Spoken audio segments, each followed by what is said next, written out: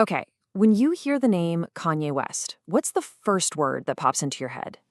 For a lot of people, that word is arrogance, right? But what if what we're all seeing is actually something much, much deeper? What if that same level of belief, the kind that makes so many of us uncomfortable, is the very thing you need to create something truly extraordinary? Well, in this explainer, we're going to try and deconstruct the algorithm, the mindset behind it all. So let's just get right into it. Is that public perception, the whole arrogance thing, is that the full story? Or could it be a huge misinterpretation of a much deeper, way more complex philosophy that's really at work here? To even begin to unpack this, we've got to start with his own words. This quote right here really sets the stage. He sees himself not as some guy trying to get a reaction, but as a truth teller in a world that he sees as being full of lies. And that one idea, it frames absolutely everything that comes next. All right, let's get to the heart of it. To really get a grip on his personal algorithm, his operating system, we have to start by redefining a really key term. And not by our definition, but by his. This is like the foundation of his entire worldview. So look at this. He makes this really crucial distinction here. He actually admits that he used arrogance as a tool, kind of like a shield, when he didn't know what he was doing. A defense mechanism, right? But then he talks about moving away from that and moving towards faith. And for him, faith isn't necessarily about religion. It's the literal direct opposite of fear. And this is the key point, really. When he's talking about faith, what he's actually describing is a fearless state of being. That right there, that's the core algorithm. It's what allows him to create, to speak his mind, and just operate without that little voice of self-doubt that fear puts in most of our heads. And this whole fearless approach, it doesn't just stop with creating things. It bleeds into how he communicates. So, what we might see on the news and label as a rant, he sees it something totally different, something way more intentional. He calls it a symphony of ideas. So what does that even mean, a symphony of ideas? Well, he breaks it down like this. Think about a great song. It has a bunch of different instruments, right? He thinks a big, complex idea needs the same thing. It needs multiple angles to really be understood. So he'll take one core idea and hit it from like 5 different directions, using different instruments of language, all to paint this complete full-color picture in your mind. Okay, so that's the internal operating system, right? But of course, it doesn't exist in a vacuum. It's constantly bumping up against the outside world, a world that he believes is always trying to put him in a box. And that's where the sparks really start to fly. And this metaphor he uses it's just so powerful. My Truman Show boat has hit the painting. He's talking about that moment of realization, the moment he felt he'd reached the artificial edge of his world. It's like a glass ceiling for creatives, where you suddenly realize the sky, it's just a painted backdrop.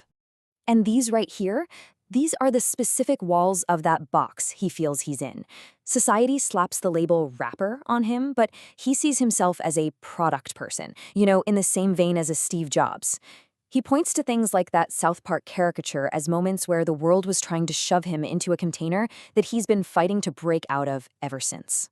And for him, the stakes could not be higher. We're not just talking about his own career here. He frames this whole struggle, this fight for the freedom to create products, to get into architecture, all of it. He calls it a civil rights movement. He sees it as a battle for all creatives to break out of the boxes that society puts them in. So how does all this philosophy actually translate into, action? Well, it all comes down to a pretty radical approach to the whole idea of failure. He has this belief that the single biggest thing holding innovation back is simply the fear of losing. That fear, it's completely paralyzing. He argues it's why most people, when faced with a big risk, try exactly 0 times. His entire method is built to short-circuit that fear. And here's the crucial reframe. It's not about success. That's not the point. The point is the willingness to try. He's basically saying that just the act of putting yourself out there, being willing to fall flat on your face in public, that in and of itself is an inspiration to all the people who are too scared to even take the first step. So when you hear him make these comparisons that sound, well, kind of outlandish, right? He's not just being arrogant, or at least that's not how he sees it. He's naming his heroes. This is his North Star. This is his frame of reference. These are the people whose level of impact he's shooting for. It's all about setting a ridiculously, impossibly high bar for himself. And this final piece of his method, it actually comes from the last conversation he ever had with his mother, who was an educator. She told him that just clapping for people when they do something okay is a problem, that real support, real love, isn't just empty applause. It's pushing someone to actually reach the potential that you see inside of them, and he feels like he has a responsibility to do that for everybody. Okay, so we've gone through all this. What's the big takeaway? What does it all add up to? Well, it really boils down to the power of self-belief to maybe literally shape the world around you. At its very core, his entire philosophy is an act of rebellion. It's a complete and total refusal to follow what he calls the rules that society has set up to control people with low self-esteem. He's just choosing to play by a totally different rulebook, one that's based on his own sense of value. And what this mindset really suggests is that maybe reality isn't as fixed as we think it is. That when someone just refuses to accept the limits that people place on them, they start to operate on a different frequency. It becomes about embodying an identity so powerfully, so completely, that opportunities and reality itself actually start to conform to it. You could call it an extreme version of fake it till you make it, but we're talking on a reality-bending scale. And that brings us to the final thought, a question for you, really.